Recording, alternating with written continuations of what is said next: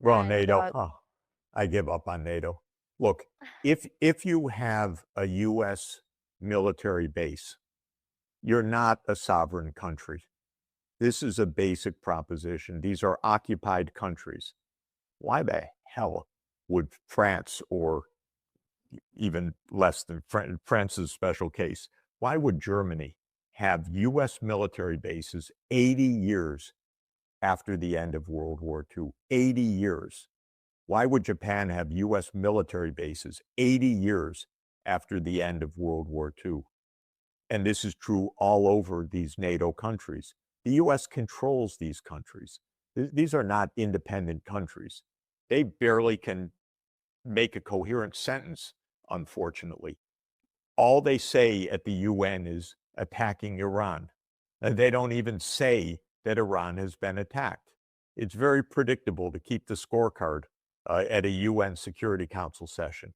If the country hosts a US military base, it says Iran is an aggressor.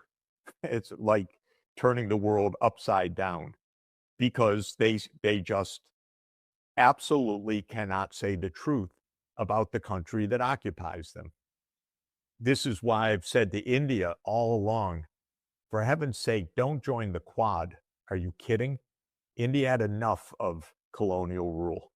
Don't become part of America's empire. It's a big mistake.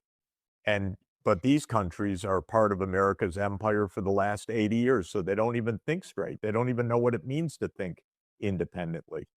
The only one that's made any sense at all is the president of Spain, President Pedro Sanchez, who said, "I'm not getting involved in this war."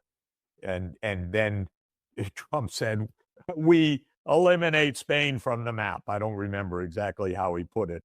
But you see, the American mindset in general in Washington is we control everything.